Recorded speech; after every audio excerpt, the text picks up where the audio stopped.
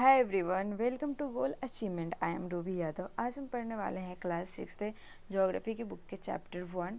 और ये वीडियो जो है ना वो पार्ट 3 होने वाला है। तो इस चैप्टर का नेम क्या है? बहुत ही ऑसम नेम है, the earth in the solar system. ठीक है, जो हमारे प्लेनेट है वो सोलर सिस्टम में है और इसके बारे में हम बहुत ज़्यादा पढ़ते हैं, मतलब बहुत ज़्यादा सीख चुके हैं 2 क्लास में, है ना। तो ये सब हमने पढ़ लिया था ना, ये सब रिंग होते हैं, सोलर सिस्टम, प्लेनेट, ये जो ट्रिक वाला वगैरह पढ़ लिया था, है ना। ऑर्बिट क्या होती है, सेलेस्टियल बॉडी क्या होती है, ये अर्थ तक पढ़ लिया था। ब्लू प्लेनेट हम क्यों कहते हैं, जल्दी जल्दी बताओ क्यों कहते हैं? क्योंकि ना वो टू थर्ड सरफेस पे वाटर कवर्ड होता है, 2/3 सरफेस पे वाटर कवर्ड होता है, किसके? अर्थ के। इसीलिए हमें ब्लू दिखता है, हम उसे ब्लू प्लेनेट भी कहते हैं। जल्दी जल्दी बताओ, है ना, ये बात है। ओके, चलो आज हम पढ़ते हैं मून के बारे में। ठीक है, क्या किसके बारे में? मून के बारे में पढ़ते हैं। Our moon has only one satellite, sorry, our earth has only one satellite. हमारे अर्थ के पास एक ही सैटेलाइट है। वो प्यारा सा सैटेलाइट कौन सा है? मून है, बहुत ही सुंदर सा, है ना, मून है। It diameter is the only one quarter that of the earth. One quarter ही डायमीटर है अर्थ के अकॉर्डिंग। ठीक है, it appear so big because of the near to our planet. ठीक है, ये हमें बड़ा क्यों दिखता है? हमें बड़ा इसीलिए दिखता है क्योंकि ना हमारे प्लेनेट के बहुत ही पास है, फिर भी पास है। ठीक है, और ये भी क्या है, मतलब सेलेस्टियल बॉडी है। इट इज इतना इतना वैल्यू याद कर लेना, 3,84,400 किलोमीटर अवे फ्रॉम द, हमारे प्लेनेट से इतना दूर है। Now we can compare that the distance of the earth from the sun and that is the from the moon. आप डिस्टेंस में कवर कर सकते हो कि उसमें हमने क्या पढ़ा था, 150 मिलियंस किलोमीटर, और इसमें इतना है ना, तो दोनों पे आप डिस्टेंस में कंपेयर कर सकते हो। The earth, sorry, the moon move around the earth in the 27 days. क्या बोल रहे हैं कि जो मून अराउंडेड कर लेते हैं ना अर्थ के, वो 27 डेज में कंप्लीट कर लेते हैं। It takes exactly in the same time to the complete one spin, और उस उतने में ही वो एक स्पिन भी कंप्लीट कर लेता है, जिसे बोलते हैं rotation. As a result, only one side of the moon is visible, only one side of moon of the visible to the earth। ठीक है, मतलब अर्थ से हमें क्या दिखता है, वो एक ही साइड दिखता है, एक ही साइड दिखता है, एक ही फेस दिखता है। क्यों? क्योंकि अब देखो, the moon does not have a condition favourable for the life. ठीक है, मून पे कोई ऐसी कंडीशन नहीं है कि हम रह सकते हैं वहाँ पर। उनके पास क्या है, बहुत सारे माउंटेन्स हैं, प्लेट्यू हैं, प्लेन्स है, dispersion on its surface, this cast shadow on the moon. ठीक है, इसीलिए वहाँ पर शैडो दिखता रहता है सरफेस पे। Look at the full moon and observe this shadow. ठीक है, मतलब शैडो दिखता रहता है ना, शैडो इसीलिए दिखता है, दाग धब्बे जिसे बोलते हो आप, तो इसीलिए दिखता है।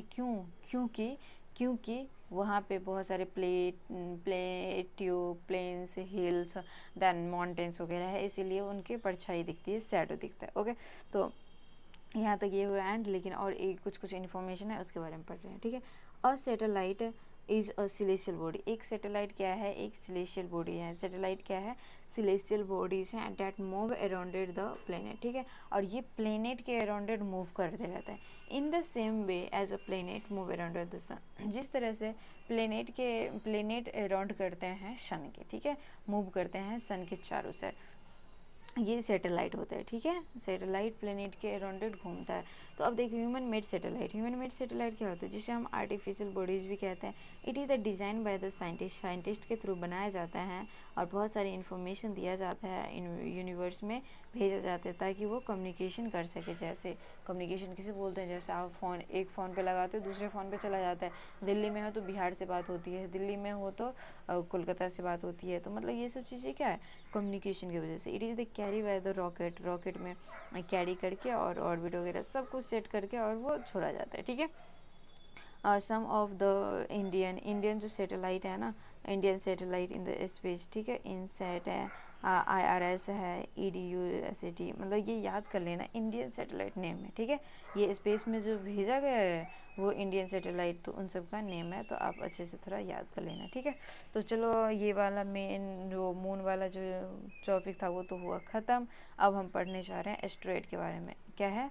एस्ट्रॉयड के बारे में। देखो, एस्ट्रॉयड के बारे में हम पढ़ने जा रहे हैं। ये asteroid from the apart the star से हुए हैं, प्लेनेट और सैटेलाइट से। ठीक है, दीज आर द ये इन सब से थोड़ा अलग है।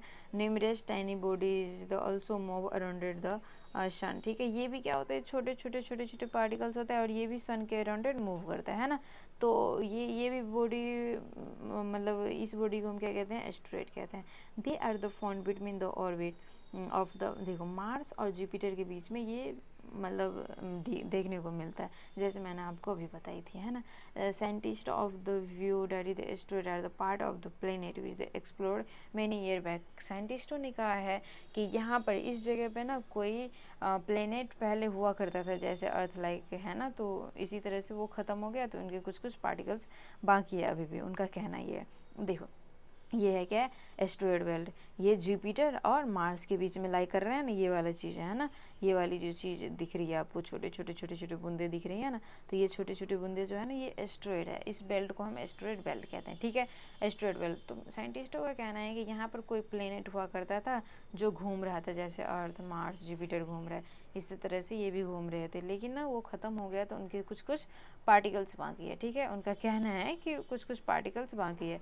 तो मतलब ऐसे अब पता ही नहीं है, बट वो कह रहे हैं तो मतलब होगा ही, क्या क्या हो जाता है यार, ठीक है। तो उनका कहना है तो होगा ही, ठीक है। तो चलो हम आगे वाले एक टॉपिक पढ़ने जा रहे हैं। अब एक वाला टॉपिक क्या है, मेटेओराइड्स। क्या है, मेटेओराइड्स। एस्टेरॉइड के बारे में हमने पढ़ लिया और मेटेओराइड्स के बारे में पढ़ने जा रहे हैं। The small pieces of rock which move around the sun are called the meteoroids. इसमें क्या होता है, स्मॉल जो कुछ कुछ टुकड़े होते हैं ना जैसे रॉक्स, और ये भी अराउंडेड, सन के अराउंडेड ही घूम रहे होते हैं, है ना।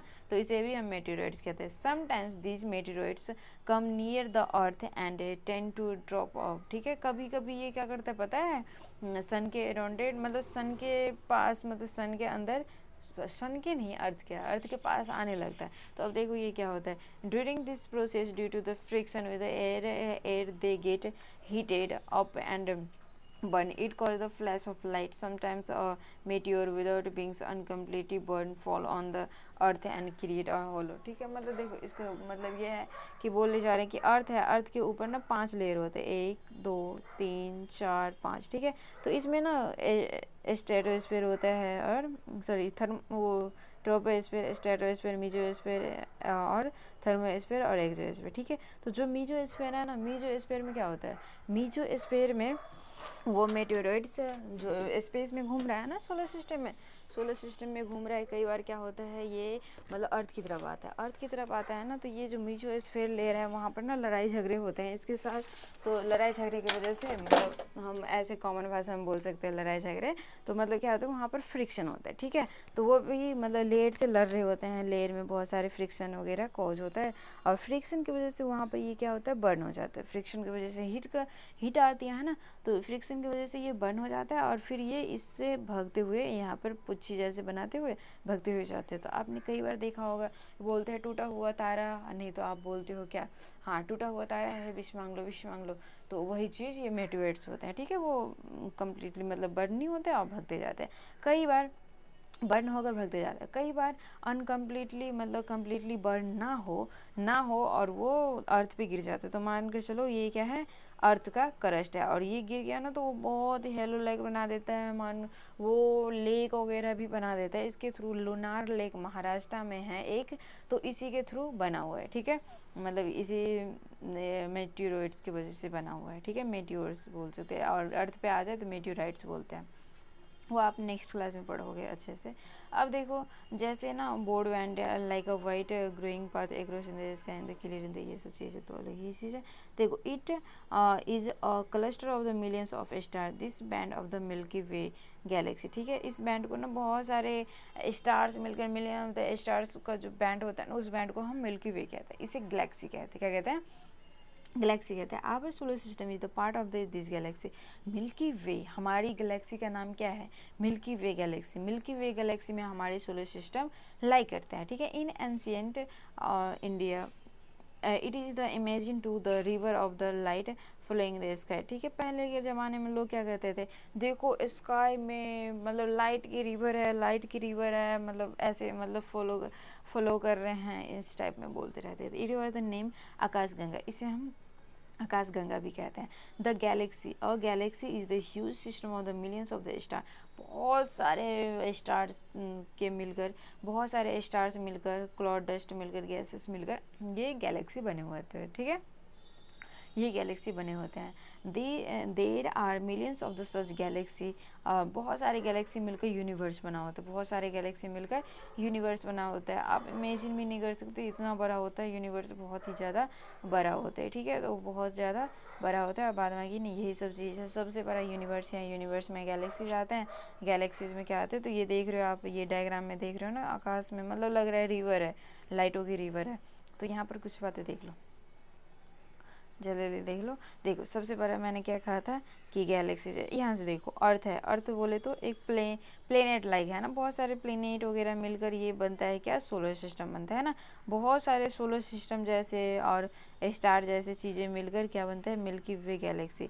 Milky Way galaxy our galaxy name, ठीक है, आवर गैलेक्सी गैलेक्सी नेम है, ठीक है, हमारी गैलेक्सी की नेम है। लेकिन बहुत सारे गैलेक्सी मिलकर यूनिवर्स बनता है, ठीक है, बहुत सारे गैलेक्सी मिलकर यूनिवर्स बनता है। तो ये चैप्टर हुए एंड, और ये रहे हैं इनके एमसीक्यूज और क्वेश्चन आंसर। अगर मुझे बोलोगे तो मैं सॉल्व कर दूंगी, और बाद में के ये चैप्टर हुए एंड, आपको बहुत अच्छे तरीक़े से आ गया होगा समझ में, आई थिंक, ठीक है, आई होप बहुत अच्छे से आ गया होगा समझ में। और आप अच्छे से पढ़ लेना, इस वीडियो को 2-3 बार देख लेना, आपको समझ में आ जाएगा। और इसके बाद अच्छे से रिवीजन करके आना, और हम नेक्स्ट चैप्टर पढ़ेंगे। नेक्स्ट चैप्टर पढ़ने के लिए रेडी हो जाओ आप जल्दी।